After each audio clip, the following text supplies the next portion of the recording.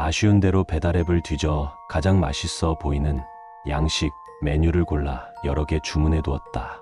그녀는 해가 질 무렵 집에 도착했다. 배달을 시켰을 때나 울리던 초인종이 울리며 인터폰 카메라로 그녀의 얼굴이 보였다. 그녀의 얼굴은 이미 펜팔 사이트와 그동안 주고받은 메일에 첨부된 사진을 통해 본 적이 있었지만 실물로 보는 것은 처음이었다. 그리고 그녀는 실물이 더 아름다웠다. 나는 거실에 설치된 방향제를 다시 한번 눌러서 뿌려둔 후 현관으로 달려가 어색한 움직임으로 문을 열어주었다. 그녀 역시 어색한 미소를 지으며 현관으로 들어섰다. 나는 인터넷에서 본 대로 그녀가 들고 온 가방이나 집들이 선물을 받아주며 거실로 안내했다. 그녀가 거실 소파에 앉는 동안 나는 그녀에게 마실 것을 권했고 그녀는 물 한 잔을 달라고 하였다. 나는 그녀 앞에 놓인 테이블 위에 물이 담긴 컵을 놓으며 그녀의 맞은편에 있던 또 다른 소파 위에 앉았다. 잠깐의 어색한 시간이 흘렀고 나는 밖에선 그렇게 가득 차던 머릿속이 텅 비어버린 것을 느끼며 또 다른 의미로 신기하다고 생각하고 있었다. 결국 먼저 이 얼음장 같은 시간을 깬 것은 그녀였다. 그녀는 나에게 안부를 물으며 말을 걸어오기 시작했다. 나는 그녀와 그동안 메일을 주고받으며 연마의 온 영어 실력으로 더듬더듬 대답하면서 서서히 대화를 이어가기 시작했다. 그녀와 나 사이엔 언어의 장벽이 꽤 낮지 않게 있었지만 그럼에도 불구하고 우리가 그동안 나눴던 관심사들과 이야기들이 생각보다 빠르게 어색한 분위기를 날려버렸다. 그녀는 웃는 모습도 아름다웠다. 그녀의 미소를 보고 있으면 나도 모르게 웃게 되는 것 같았다. 하지만 왜인지 모르게 한편으로는 싱숭생숭해지는 기분이 들기도 했다. 우리는 처음은 어색했지만 물꼬를 틀자 쏟아내듯 많은 대화를 나누었다. 그러다 문득 그녀가 표정을 바꾸며 이야기를 꺼내기 시작했다. 그것은 다름 아닌 내 상태에 대한 이야기였다. 나는 그녀가 그것 때문에 한국에 온 것이라는 사실을 알고 있었기 때문에 그녀가 드디어 본론을 꺼내는 것이라 생각했다. So, I want to take you to the UK. What do you think? 내 증상에 대한 긴 대화 끝에 그녀가 제안한 것은 나를 자신의 연구실로 데려가고 싶다는 것이었다. 나는 그녀의 제안에 대해 어떻게 대답해야 할지 몰랐다. 그녀는 내 증상에 대해 나만큼이나 알고 있는 유일한 사람이었다. 그런 그녀가 나의 증상을 감안하면서까지 하는 제안이었다. 왠지 모르게 그녀를 따라가면 내 증상이 치유될 수 있을 것만 같은 기분이 들었다. 하지만 그녀를 따라갈 동안 겪게 될 그 고문 같은 느낌을 생각하니 선뜻 따라 나서는 것도 겁이 났다. 결국 나는 그녀에게 생각할 시간이 필요하다고 답했고 그녀 역시 그런 내 답변에 납득하듯 고개를 끄덕였다. 그리고 그녀가 처음 들어왔을 때 들고 온 집들이 선물을 내게 건네주며 그녀와 나의 첫 만남은 그렇게 끝이 났다. 그녀와 첫 만남 이후 사흘이 지났다. 그동안 그녀는 나의 고민을 존중하듯 어떠한 연락도 메일도 보내지 않았다. 그것이 고마우면서도 한편으로는 또 이렇게까지 날 데려가고 싶은 건가 싶은 생각도 들었다. 하지만 그녀는 내 이런 증상은 비웃지 않고 진지하게 받아들이며 그저 들어주는 것만이 아니라 이걸 분석하고 해결하려고 하는 모습을 보여주었다. 어쩌면 나는 그런 그녀의 모습 때문에 그녀의 모든 질문에 마치 자백제를 먹은 것처럼 술술 대답했던 것 같다. 그날 저녁 나는 그녀에게 전화를 걸어 영국에 가겠다고 대답하였다.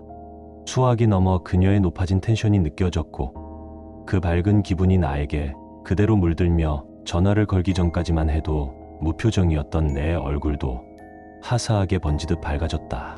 다음 날 그녀가 다시 집에 방문하였다. 두 번째 방문에서는 첫날보다는 훨씬 수월하게 그녀를 맞이할 수 있었다. 미리 준비해둔 음식으로 그녀와 늦은 점심을 먹은 후 나는 전날 싸둔 케이스를 끌며 현관 앞에 섰다. 그녀는 나에게 괜찮다고 말하며 먼저 현관문을 열고 밖을 나섰다. 나는 현관문을 사이에 둔 안과 바퀴의 경계 앞에서 파블로프의 개처럼 반사적으로 심장이 두근거리기 시작하는 것을 느꼈다. 현관문 앞에 서기 전까지 그녀와 수도 없이 많은 체크를 하며 내가 두고 가는 것이 전혀 없다는 것을 확인하였다. 분명 이후부터 들려올 수많은 생각들에 저항해내기 위해서는 이처럼 철저한 확신만이 내가 이 고문을 버텨낼 수 있는 유일한 버팀목이었다. 나는 나를 바라보는 그녀를 마주보며 고개를 살짝 끄덕이고는 이내 문 밖으로 발을 내밀었다. 문 밖으로 첫 발을 내딛는 순간부터 어김없이 내 머릿속이 금세 가득 차오르기 시작했다. 이번엔 평소와 달리 머리가 아파올 정도였다. 잠깐만, 너가 지금 이렇게 나가는 게 맞아? 다시 한번 살펴봐봐. 아니 진짜로 나갈 땐 나가더라도 집에 꺼야 할 건 다 끄고 나온 거냐고. 야야, 맞다. 너 화장실 불 안 끄고 나왔다. 벌써부터 수많은 생각들이 내 머릿속을 가득 채우며 헤집고 있었다. 나는 관자놀이를 짚으며 잠시 얼굴을 찡그렸다.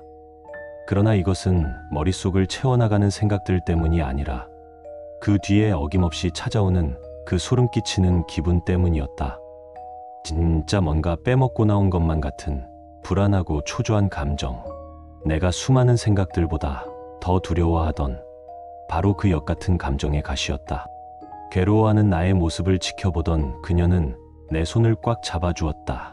촉감으로 전해지는 그녀의 손의 느낌이 잠시나마 이 생각과 감정을 누그러뜨리는 기분이 들었다. 섬섬옥수가 있다면 바로 이것일까라는 기분이 들 정도였다. 하지만 섬섬옥수라는 것을 그녀에게 표현할 방법도 몰랐고 지지 않겠다는 듯 생각과 감정들이 머릿속을 다시 비집고 들어왔기에 그 기분은 말 그대로 잠시뿐이었다. 그녀는 괴로워하는 나를 이끌고 아파트 건물 밖까지 나를 데리고 나왔다. 그동안 나는 집에서 멀어질수록 점점 더 심한 수위의 말들로 채워오는 생각들로 인해 더욱더 괴로워졌다. 압박이 강력해질수록 견디기 힘들었던 나는 결국 그녀와 함께 탄 공항 가는 택시 안에서 하염없이 눈물을 흘리고 있었다. 그녀는 그런 나를 꼭 안아주었지만 그녀의 품속에 대한 감상 따윈 전혀 생각할 겨를도 없을 만큼 감정의 폭풍이 나를 휘감고 이리저리 찢어대고 있었다. 머릿속 말들은 점점 그 수위를 정점으로 끌어올리더니 공항에 도착했을 땐 결국 선을 넘겨버리고 말았다. 야, 혹시 그년 때문에 확인을 못하는 거야? 그럼 그냥 죽여버리고 다시 집에 가서 확인해보자. 그 생각이 들었을 때 나는 앉아있던 항공기 입장 개찰구 앞 좌석에서 벌떡 일어났다. 옆에 앉아있던 그녀는 놀란 눈으로 나를 올려다보고 있었다. 나는 금방이라도 미쳐버릴 것만 같았다. 이대로 뒀다간 이 생각들에 머지않아 잠식당해 진짜 무슨 짓이든 해버릴 것만 같았다. 나는 그녀에게 화장실에 다녀오겠다고 말한 뒤 뛰쳐가듯 화장실로 향했다. 화장실에 들어서자마자 열려있던 가장 가까운 변기 칸에 들어가서 바로 문을 잠갔다. 그리고 변기에 털썩 앉으며 머리를 부여잡았다. 언젠가 인터넷에서 본 적 있었던 공황장애 증상 같은 기분이 드는 것 같았다. 심장이 미친 듯이 빨리 뛰기 시작했다. 머릿속은 이미 셀 수 없이 솟아오르는 생각들로 과부하가 된 지 오래였다. 느닷없이 가슴 깊은 곳에서부터 울분 같은 것이 끌어올라 괴성을 지르며 잠긴 문을 발로 찼다. 잠긴 문 너머로 나지막히 뭐야 미친 새낀가 하는 소리가 들렸지만 전혀 개의치 않았다. 아니 신경 쓸 수도 없었다. 그러다 정말 한순간이었다. 방금까지만 해도 내 머리뿐만이 아니라 내 전신을 옥죄는 듯한 기분이 들었는데 갑자기 그 모든 기분들이 말끔히 사라졌다. 그러더니 마찬가지로 내 머릿속을 가득 메우던 생각들도 거짓말처럼 사라져버렸다. 나는 이 거짓말처럼 상반된 기분에 오히려 전보다 더 놀랐다. 마치 폭풍이 휩쓸고 간 뒤의 고요함 같은 기분이 들었다. 서서히 내가 머리에서 손을 놓으려고 할 때 고요해진 내면에 단 하나의 말이 울렸다. 아, 드디어 뭘 두고 왔는지 알았다. 그 말이 내 고요한 내면에 유일하게 떠오르고 난 후부터 내 머릿속이 빠르게 정리되는 기분이 들었다. 그리고 난 드디어 깨닫게 되었다. 내가 평생 동안 뭘 두고 와서 불안에 떨었던 것인지. 나는 그녀에게 전화를 걸었다. 그녀는 전화를 받자마자 왜 오지 않느냐고 물었다. 나는 그런 그녀에게 앓는 소리를 내며 지금 문제가 생겼으니 제발 화장실로 와달라고 말했다. 그녀는 내 말을 듣고는 다급해진 목소리로 지금 당장 갈 테니 거기 꼼짝 말고 있으라고 말하며 전화를 끊었다. 나는 전화를 끊고서 그녀가 화장실로 올 동안 메고 온 백팩에서 치실을 꺼내 묶여있던 치실을 모두 풀어 헤쳐 양손에 감기 시작했다. 꽉 조였을 때 팽팽해질 수 있도록. 시발년이 감히 사람을 병신으로 하나.